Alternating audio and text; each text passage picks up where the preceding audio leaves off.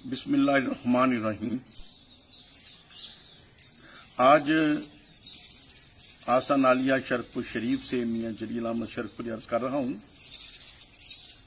कुछ देर पहले तबीयत की नासाजी की वजह से THQ हॉस्पिटल जाना पड़ा और वहाँ पता चला कि कुछ लोग जख्मी होकर फैजपुर इंटरचेंज से आए हैं। वहाँ गोली चली है, क्लैश हुआ है इंतजामिया का और अवाम का, या रसूलुल्लाह कहने वालों का, कलमा हक कहने वालों का। बड़ी अफसोसनाक सूरत हाल है।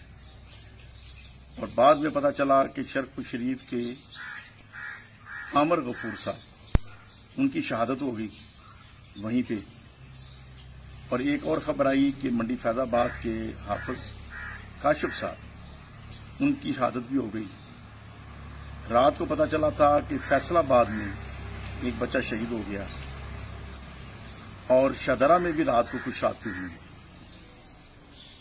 ये सारा कुछ जो हो रहा है ये किस लिए है? ये जो शहीद शहादतें दे रहे हैं ये तो अपना नामे अमाल साफ करके आगे अल्लाह के हुजूर पेश हो रहे हैं, लेकिन जो हुकूमत वक्त या जो भी इंतजामिया, जो फैसला साज अहबाब हैं, किस बेवकूफ़ी में ये फैसले कर रहे हैं। हमने फ्रांस से क्या लेना देना है? जो हमारे नबी अकरम सल्लल्लाहु अलैहि वसल्लम की तौहीन करे, हमने उसे क्यों तल्लक रखना है? ये तो बगैर सोचे समझे फ्रांस से तल्लुकात खत्म कर देने चाहिए थे, इश्क और मोहब्बत में, रियासत मदीना के तसव्वुर के तहत। लेकिन उस वक्त से हुकूमत सोच रही है कि हम कैसे तल्लुकात खत्म करें। और फिर जब हजरत अल्लामा खादिम साहब रिजवी रहमतुल्लाह अलैह के साथ ये प्रॉमिस किया गया कि हम ये करेंगे, कौमी असम्बली के अंदर बिल लेके आएंगे, तो क्यों गवर्नमेंट नहीं लेके आई? और फिर ये कहा गया कि हमें 20 अप्रैल तक का टाइम दे दें, और 20 अप्रैल आने वाली है। चंद दिन कबल गवर्नर हाउस में वजीर खारजा साहब से मैं बतौर खास मिला, इसीलिए उनकी तवज्जो दिलाई फ्रांस के इशू पर। उन्होंने यही फरमाया कि हम भी मुसलमान हैं, हमारा भी वही अकीदा है, इंशाल्लाह जो होगा ठीक होगा। लेकिन उसके बाद ठीक क्या हुआ कि हाफिज साहब रिजवी साहब को गिरफ्तार कर लिया गया और दीगर कलमा हक कहने वालों को, या रसूलुल्लाह कहने वालों को गिरफ्तार किया जा रहा है पूरे पाकिस्तान से। और आज पूरा मुल्क जो है लॉकडाउन हो गया है।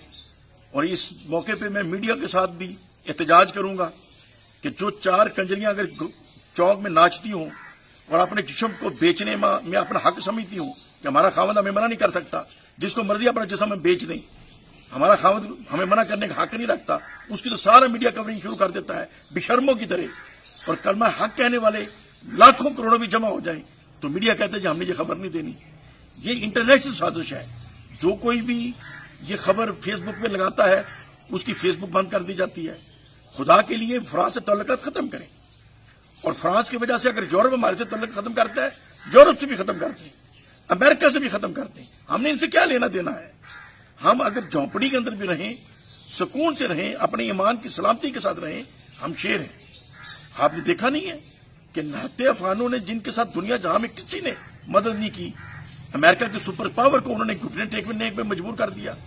और इससे कबल उन्होंने अपने हमसाया जो बड़ी जो रियासत थी, ताकतवर रियासत थी, एटमी पावर थी, रूस को नाको चने जो चुपवाए, उनको टुकड़े टुकड़े होने पे मजबूर कर दिया। तो पाकिस्तान के अंदर अल्लाह के फजलो करम से ये रियासत जिसका नाम पाकिस्तान है और जिसका अरबी तर्जमा मदीना तैयबा बनता है, ये रियासत तो बनी इस्लाम के पैरे के लिए है, इस्लाम के किले के तौर पर जो बनाई गई है। यहाँ पे हमें क्या जरूरत है फ्रांस से तल्लक रखने की? अगर वो हमारे आका मौला सल्लल्लाहु अलैहि वसल्लम की तौहीन करें, हमें कोई तल्लक उनसे रखने की जरूरत नहीं है, कोई लेने देने की जरूरत नहीं है, किसी हमें अमदाद की जरूरत नहीं है। लिहाजा हुकूमत वक्त को होश के नाखून लेने चाहिए, अकल से काम लेना चाहिए और अपने मुल्क के हालात खराब न करें फ्रांस के पीछे लग के, दुनिया के पीछे लग के और यूरोप के पीछे लग के। अल्लाह करे कि आपको समझ आ जाए और वतन अजीज पाकिस्तान को पुरअमन तरीके से हम आगे लेकर चलें और सचमुच से रियासत मदीना बनाएं। लेकिन जो कुछ आज हो रहा है, शदीद हम मजम्मत करते हैं, शदीद हम एहतजाज करते हैं, मीडिया के खिलाफ भी हम एहतजाज करते हैं और हुकूमती इकदाम के खिलाफ भी हम शदीद एहतजाज करते हैं। अल्लाह ताला हमें नबी करीम सल्लल्लाहु अलैहि वसल्लम के सदके ईमान की सलामती के साथ ताहयात जिंदा रखे, तादम आखिर ईमान की सलामती के साथ हमें आखिरी सांस तक अल्लाह ताला हमें नसीब करे।